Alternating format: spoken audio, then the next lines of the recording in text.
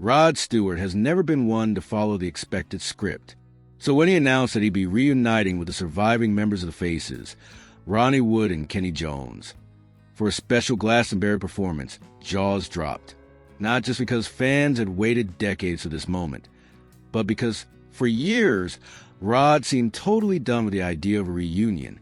The announcement came after weeks of speculation, whispers in the music press, and a cryptic Instagram comment from Rod's daughter, Ruby, that read simply, "Glasto reunion?" That post alone sent fans into a frenzy, dissecting every emoji and caption like a puzzle. But no one expected a full-blown confirmation until Rod casually dropped the bomb in an interview. Yes, the Faces were reuniting for a one-off performance at the legendary Glastonbury Festival. And this wasn't just any slot. The Faces were given the prestigious Legends slot, one of the most watched and widely talked about sets of the entire weekend. That alone spoke volumes about the legacy of the band and about the weight this reunion would carry. After all, Glastonbury isn't just a stage, it's a cultural moment. And for the Faces, it was a second chance at glory. But behind the public excitement, there was a strange tension brewing. Insiders close to the event claimed Rod had hesitated, seriously hesitated, about going through with it. He reportedly only agreed after days of negotiation, and even then with strict personal conditions attached. More on those later. The point is, this wasn't some sentimental jam session between old friends. This was a delicate balancing act between egos, legacies, and deeply buried frustrations. Rod's history with the Faces is complicated. He left the band in 1975 to pursue solo fame, a move that left some members feeling abandoned. Over the years, the topic of reunion would come up, only to be shot down, often by Rod himself. He'd either say the timing wasn't right, or, more bluntly, that he just wasn't interested. So what changed? Some believe the recent surge in demand for nostalgia tours played a role. Others think it was Rod's own legacy catching up with him. At 80, with over 250 million records sold and nothing left to prove, maybe there was something poetic about revisiting the band that helped launch it all. Or maybe it was about control, about doing a reunion his way, on his terms. Still, not everyone was convinced that this was a feel-good story. Fans began noticing odd details. Ronnie Wood seemed unusually guarded in interviews. Kenney Jones mentioned they had a lot to sort out before the gig. Even Rod, in one moment, described the reunion as something special, but followed it up with a grin that seemed to say, "Don't get too comfortable. This could go sideways any second." And as we'll soon see, that grin wasn't just for show. Long before the Glastonbury bombshell, something else was quietly taking shape behind closed doors, a full-blown Faces studio project. And it wasn't just nostalgia. Deep inside RAK Studios in London, the original trio, Rod Stewart, Ronnie Wood, and Kenney Jones, were laying down tracks for what could become the first new Faces album in nearly 50 years. The project began almost in secret. Whispers emerged in early 2021 that the trio had entered the studio for something fun, but few realized how serious it would get. According to Kenney Jones, they ended up recording around 11 tracks, blending unreleased material from the band's earlier years with fresh sessions and brand new vocals from Rod. It was more than just jamming, he said. We were building something real. Rod, never known for half measures when it comes to music, insisted on personally overseeing the vocal production, and reportedly, he didn't hold back with feedback. Sources close to the session said he was laser-focused, demanding multiple takes, and often pushing for changes in tempo or arrangement. It was classic Rod, part perfectionist, part diva, but it got results. One of the biggest surprises? Some of the unreleased material dates back to the early 70s, during the band's explosive heyday. These weren't just rough sketches either. Some were near-finished instrumentals that had been shelved when Rod left the group in 1975. Now, with his vocals finally added, they were transformed into something hauntingly nostalgic yet oddly modern. It felt like time had folded in on itself. But the sessions weren't all smooth sailing. According to insiders, disagreements broke out frequently, especially over the sound. Ronnie wanted tracks to stay raw and bluesy, while Rod leaned toward polished production and clean hooks. Kenney often played mediator, trying to keep the peace. It was tense sometimes, he admitted in an interview, but that's Faces. We've always had strong personalities. Still, despite the creative clashes, there was magic in the air. One track, said to be a reworked version of an old jam called Roll Me Back, reportedly gave everyone in the room chills. It was like being 25 again, Ronnie told a close friend, but with arthritis. Perhaps the biggest question was, why now? What brought these three men, each with separate careers and decades of distance, back into the same room? Some say it was unfinished business.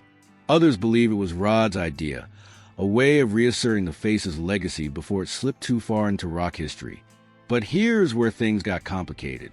As the album sessions heated up, so did scheduling problems and old insecurities. Rod wanted a firm timeline. Ronnie, still balancing work with the Rolling Stones, couldn't always commit. That's when Rod issued the ultimatum, and tensions hit a boiling point. Because while the music was coming together, Rod was about to draw a line in the sand that would test everything they just built. Behind the scenes, the Faces reunion wasn't as warm and fuzzy as it might have seemed. While the bandmates smiled in press photos and teased fans with promises of new material and Glastonbury magic, Rod Stewart was drawing a hard line, and it caught everyone off guard. According to multiple sources close to the group, Rod agreed to the reunion and the studio sessions under one strict condition. Ronnie would have to guarantee that there would be no conflict with the Rolling Stones. That meant no overlapping tours, no last-minute cancellations, and no divided loyalties. It was Rod's way or no way. At first glance, it sounded like a logistical issue, three aging rock legends trying to balance commitments. But underneath, it was something deeper. Rod's refusal to play second fiddle to the Stones, even for a second. For decades, he had watched as Ronnie's allegiance to Mick Jagger and Keith Richards pulled him away from any meaningful Faces reunion. Rod wasn't going to let that happen again. In one of the more tense moments during the studio sessions, Rod reportedly told Ronnie point blank, "This only works if we come first. I'm not going to be a side project to your other band." Ronnie, usually laid back and diplomatic, was said to be caught off guard. But Rod wasn't bluffing. People who work with him say this is classic Stewart. Friendly until he's not, charming until it's business. Rod's stance may seem controlling, but from his perspective, it made sense. He had walked away from the Faces in 1975 because he felt they were holding him back, and he wasn't about to let history repeat itself. This time, if he was going to revisit the past, it had to be on his own terms. Insiders say the ultimatum created real tension. Ronnie was still juggling Stone's commitments, especially with talk of more international tour dates. Kenney Jones reportedly tried to play peacekeeper, suggesting they find flexible recording windows, but Rod wouldn't budge. "You're either in or you're not," he allegedly told them. It wasn't just about timing, it was about ego, legacy, and control. Rod wanted this reunion to be more than a nostalgia act. He wanted it to feel important. And more than anything, he didn't want to look like a backup singer to another band's schedule. To complicate things further, there were rumors that Rod had even considered pulling out of Glastonbury if Ronnie couldn't commit fully. That would have torpedoed months of planning and disappointed thousands of fans. Thankfully, the band managed to come to a temporary understanding, but it was shaky. One associate close to the band said it best, "Rod doesn't do halfway. If he's in, he wants everyone else to be in 110%. Otherwise, what's the point?" The reunion was still happening, but now it was clear it was balancing on a knife's edge. And if you thought this was the first time Rod clashed with his bandmates, think again. The tension had been simmering for decades, because long before Glastonbury, there was already bad blood.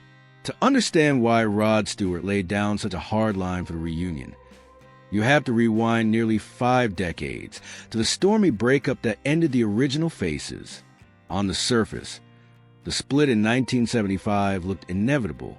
Rod's solo career had exploded, and the rest of the band was starting to feel like background noise in his personal rise to superstardom. But behind the scenes, it wasn't just about fame. It was about resentment, betrayal, and the feeling that something great had been thrown away too soon. The Faces were more than a band. They were chaos and charisma wrapped in denim and booze. Their live shows were unpredictable, electric, and wild, and fans adored the raw chemistry between the 5 original members: Rod, Ronnie Wood, Kenney Jones, Ronnie Lane, and Ian McLaughlin. But by 1973, that chemistry was fraying. Rod's solo success, especially with hits like Maggie May and You Wear It Well, began to overshadow the band's group efforts. Things got worse when Rod started refusing to record with the Faces in favor of his own projects. What used to be a brotherhood started feeling like a backup plan. According to old interviews, Ronnie Lane, one of the founding members, was especially bitter. He once said, "It was clear who the star was, and it wasn't the Faces anymore."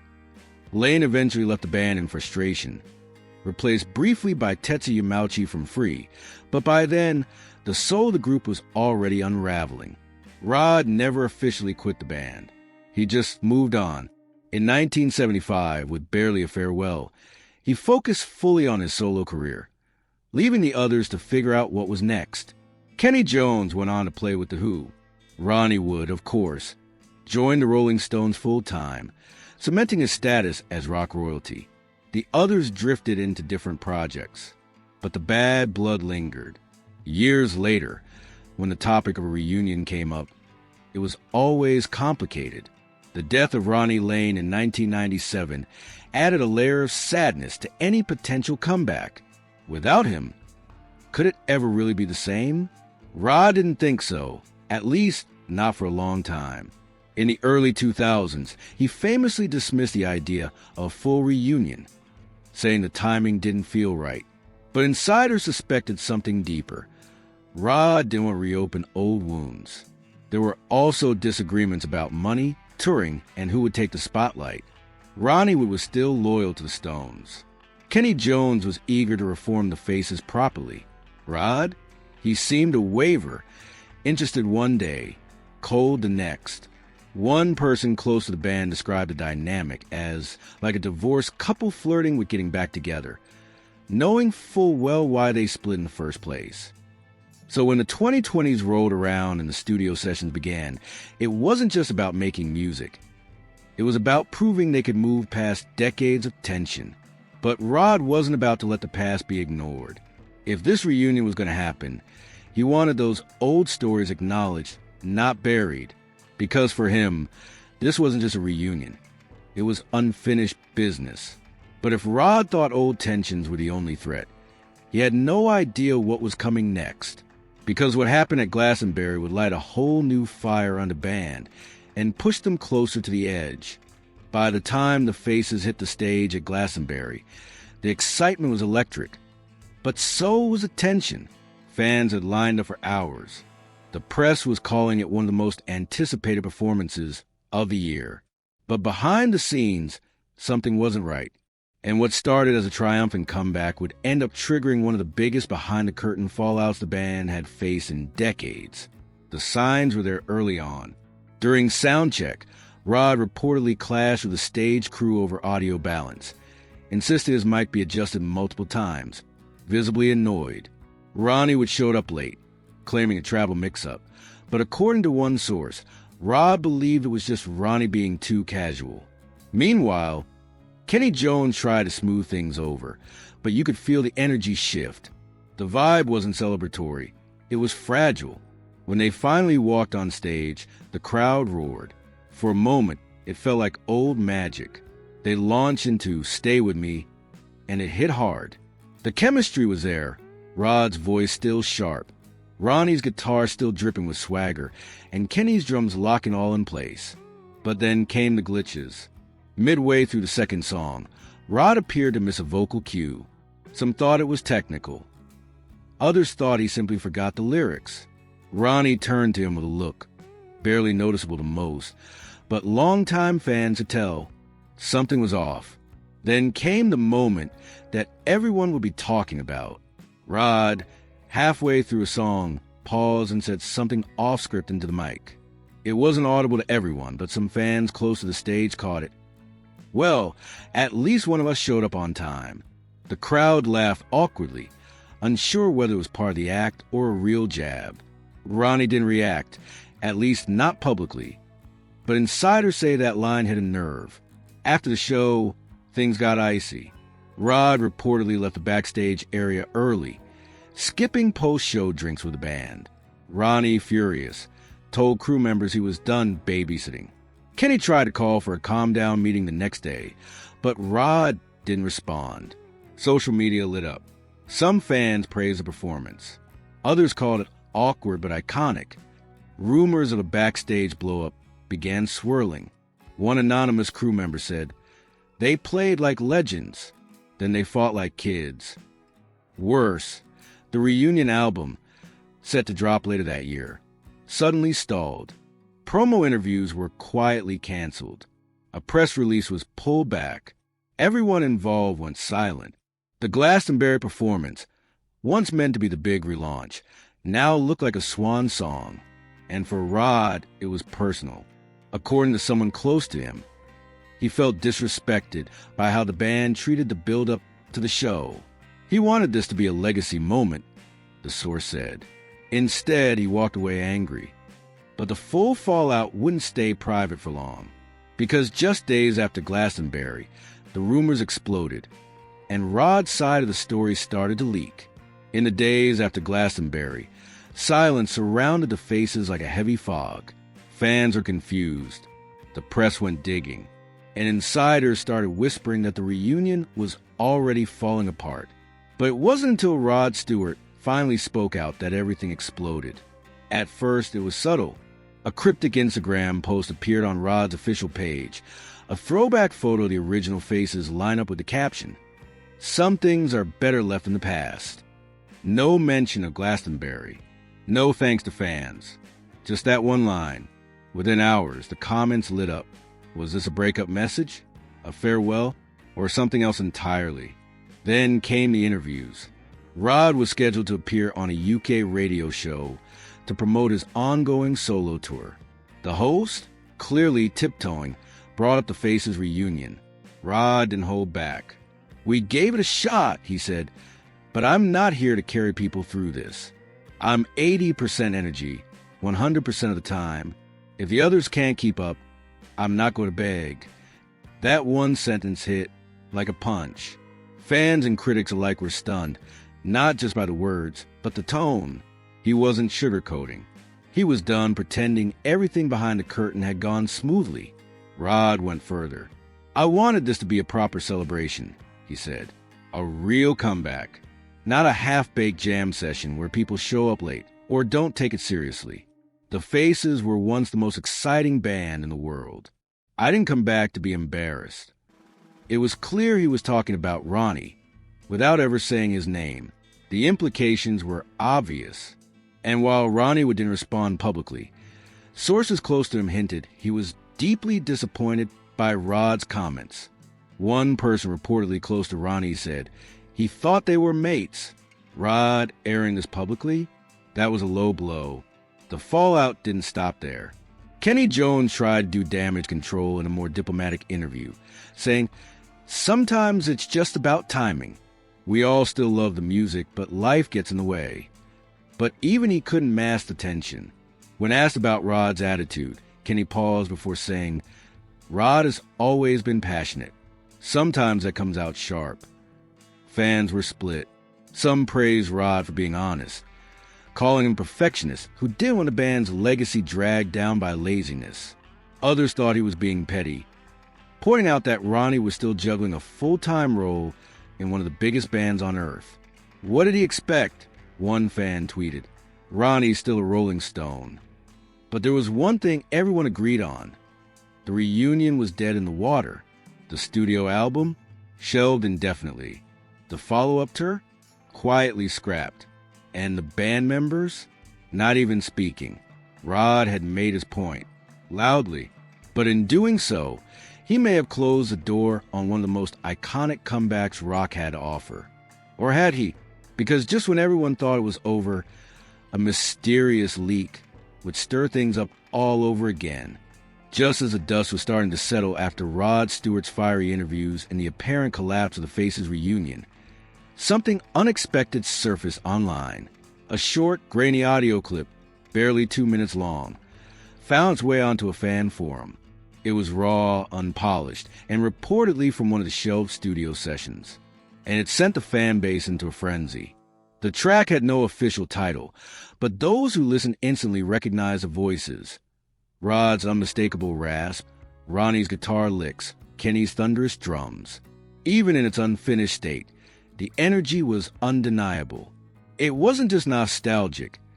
It felt electric, like the band had never left the 70s behind. For a brief moment, the internet exploded with speculation. Had Rod and the band been sitting on gold? Music blogs picked up the story within hours. This leaked Faces track proves the reunion had serious potential, read one headline. Another suggested that Rod may have pulled the plug too soon.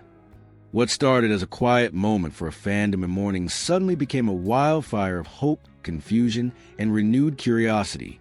But what made the leak even more intriguing was the timing and the tone. The lyrics, reportedly penned by Rod, hinted at betrayal, broken trust, and a desire to rewrite what we left undone.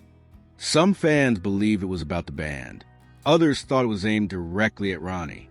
Either way, it was emotional, and it hit hard.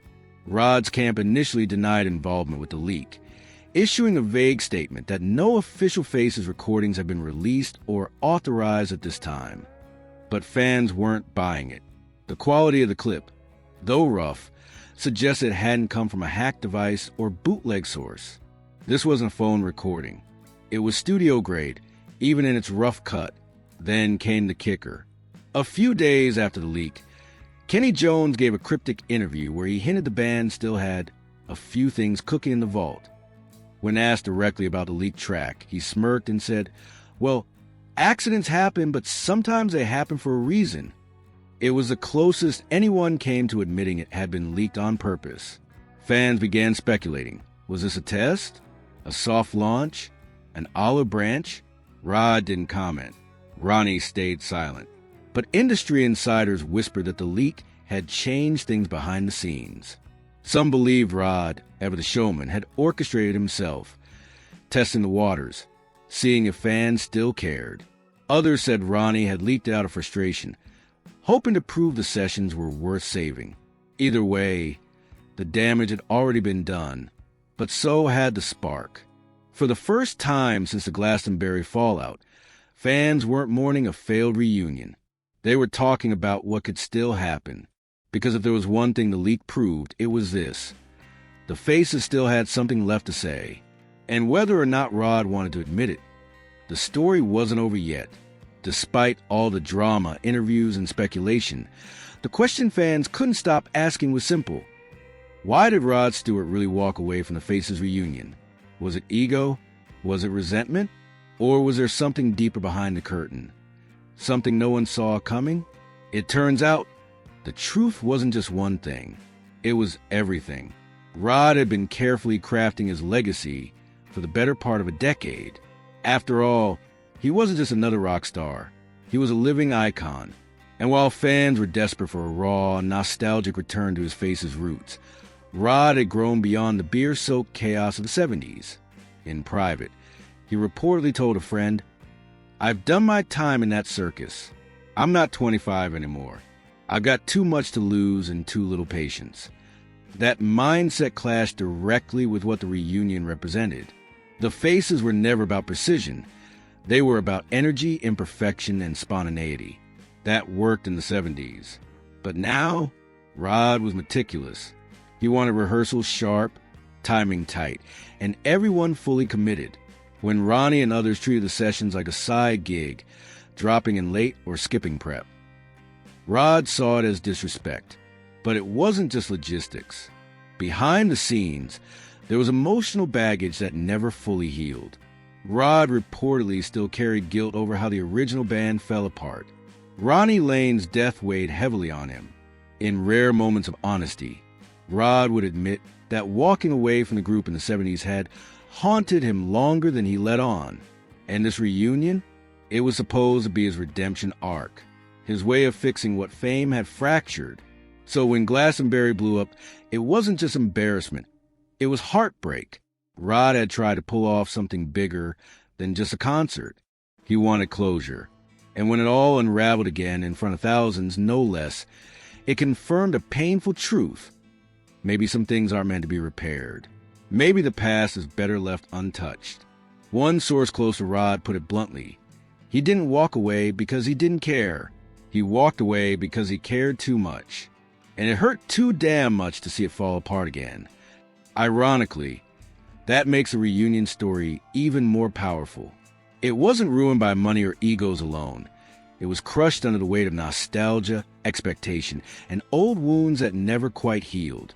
As of now, Rod has shifted his focus back to his solo career. Ronnie continues to tour with the Rolling Stones.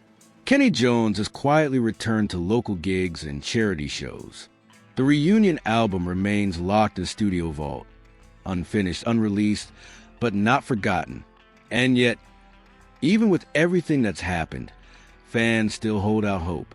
Because if there's one thing the Faces taught the world, it's that chaos and brilliance often go hand in hand. Rod Stewart may have walked away from a reunion, but the story of the Faces, that legend still lingers, louder than ever. So, was Rod Stewart right to walk away from the Faces reunion, or did he let something legendary slip through his fingers? Maybe both. The truth is, behind every great comeback lies a story of conflict, regret, and what might have been. If you found this breakdown as wild as we did, hit that like button. It really helps the channel grow. Don't forget to subscribe for more untold music stories, wild industry feuds, and behind-the-scenes drama you won't hear anywhere else.